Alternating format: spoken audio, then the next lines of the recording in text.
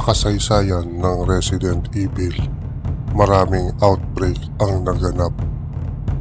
Maraming lungsod ang bumagsak at maraming halimaw ang isinilang dahil sa mga eksperimento ng Umbrella. Pero may isang kwento na itinuturing ng maraming tagahanga bilang isa sa pinakamahalagang kabanata ng buong serye. Hindi ito tungkol sa Raccoon City. Hindi ito tungkol sa Spencer Mansion, kundi tungkol sa isang paghahanap na magbubunyag ng mas malalim na lihim sa likod ng Umbrella Corporation. At ang kwentong iyon ay nagsimula kay Claire Redfield.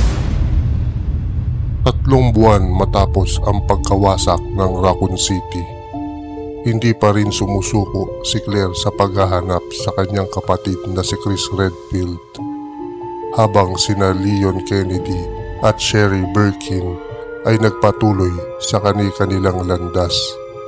Si Claire ay nagtungo sa isang Umbrella facility sa Paris upang maghanap ng impormasyon.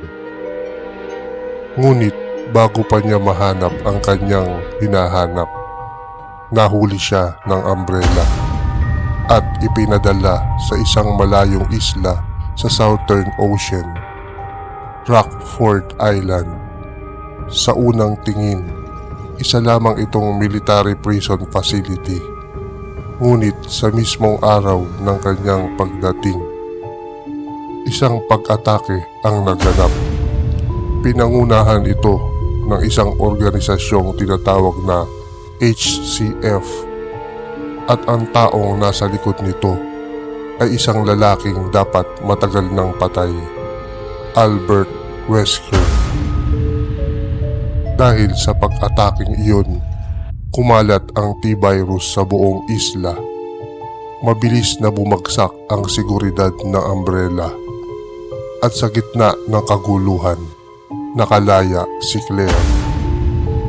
Habang sinusubukan niyang mabuhay sa gitna ng outbreak, nakilala niya ang isa pang bilanggo, si Steve Burnside, isang kabataang nakakulong matapos masangkot ang kanyang pamilya sa pagbebenta ng mga lihim ng Umbrella. Magkasama nilang sinubukang makatakas sa isla, ngunit paulit-ulit silang hinahadlangan ng gobernador ng Rockford, si Alfred Ashford. At dito nagsisimulang maging mas kakaiba ang kwento.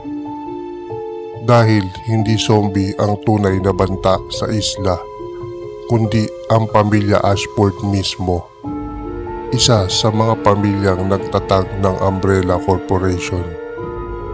Si Alfred ay lumaking nabubuhay sa anino ng kanyang kambal na kapatid na si Alexia, habang si Alexia ay kinikilalang henyo. Si Alfred ay naging obsesibo at hindi matatag ang pag-iisip. Sa paglipas ng panahon, unti-unti siyang nawalan ng katinuan, hanggang sa umabot sa puntong ginagaya na niya ang sarili niyang kapatid. Ngunit si Alexia ay matagal nang wala. 15 taon na siyang natutulog sa cryogenic stasis habang nagsasagawa ng sarili niyang eksperimento. Dahil ang tunay na ambisyon ni Alexia ay hindi lamang gumawa ng bagong virus. Gusto niyang maging perpektong nilalang, isang diyosa. At para makamit iyon, nilikha niya ang T. Veronica virus, isang mas advanced na version ng mga naunang bioorganic weapons ng Umbrella. Habang sinusubukang makatakas ni Claire at Steve, nakatakas sila mula sa Rockford Island at nakarating sa isa pang Umbrella facility sa Antarctica. Ngunit hindi pa rin sila ligtas dahil kasunod nila ay si Alfred Ashford, at sa kanyang mga huling sandali ginising niya ang kanyang kapatid, si Alexia. Ang parehong babae na naghanda ng sarili sa loob ng 15 taon upang maging higit pa sa tao. Habang nagaganap ang lahat ng ito, may isa pang taong papalapit sa Antarctica, si Chris Redfield. Matapos makatanggap ng mensahe mula kay Leon Kennedy, agad siyang nagtungo sa Rockford Island upang iligtas ang kanyang kapatid. Ngunit pagdating niya, huli na, nakatakas na si Claire at sa halip, isang matagal ng bangungot ang kanyang muling nakaharap, si Albert Wesker. Naunang pagkakataon mula sa Spencer Mansion incident at dito nalaman ni Chris ang nakakatakot na katotohanan. Hindi namatay si Wesker. Sa halip, nabuhay siyang muli. Mas mabilis, mas malakas, at mas mapanganib kaysa dati. Ngayon, iisa lamang ang pakay niya. Makakuha ng sample ng T. Veronica virus. Habang patuloy ang paghahanap ni Chris kay Claire, unti-unti ring nabubunyag ang isa pang lihim ng pamilya Ashford. Sa ilalim ng Antarctic Facility, may isang nilalang na matagal nang nakakulong. Tinatawag itong Nosferatu, isang deformed na halimaw. Ngunit bago siya naging ganoon, isa siyang tao, si Alexander Ashford, ama nina Alfred at Alexia. Ginawa siyang eksperimento ng sarili niyang mga anak at naging unang biktima ng T. Veronica virus. Isa na naman siyang paalala na sa Resident Evil, ang pinakamasamang halimaw ay kadalasang tao muna.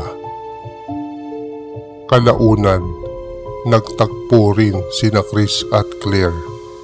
Ngunit hindi nagtagal ang kanilang muling pagkikita dahil ganap nang nagising si Alexia Ashford. At kasama nito ang buong kapangyarihan ng T. Veronica virus. Samantala, si Steve Burnside ay naging isa ring biktima ng eksperimento ni Alexia. Tinurukan siya ng virus at naging isang halimaw.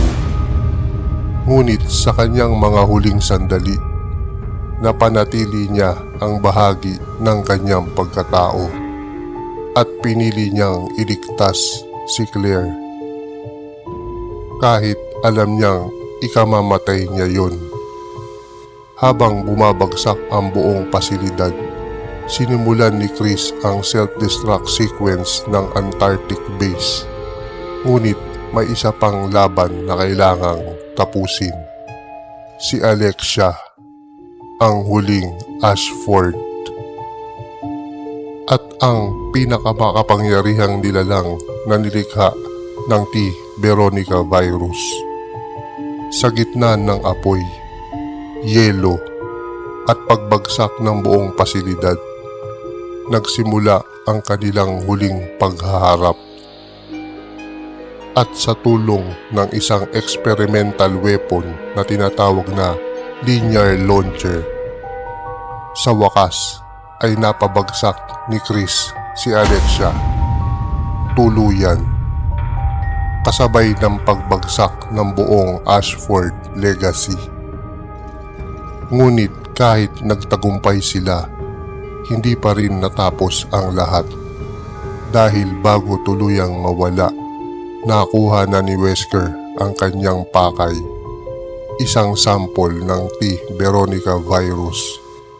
At kasama nito, ang kapangyarihang magiging pundasyon ng mga susunod pang trahedya sa Resident Evil universe.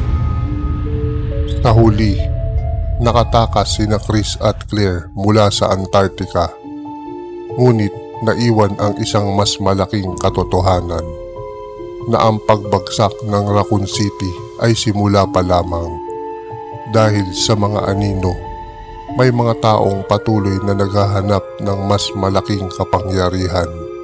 Mga taong handang isakripisyo ang kanilang pagkatao para lamang makontrol ang mga bagay na hindi dapat kontrolin. At kung may isang aral na iniwan ng Resident Evil Code Veronica, ito ay hindi lahat ng halimaw ay ipinapanganak.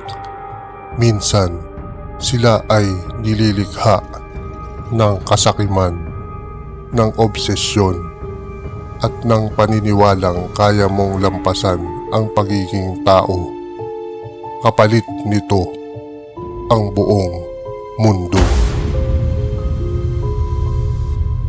Ako si Quarentito at dito ang horror ay hindi lang nilalaro. Ikinukwento at hindi pa ito ang huli.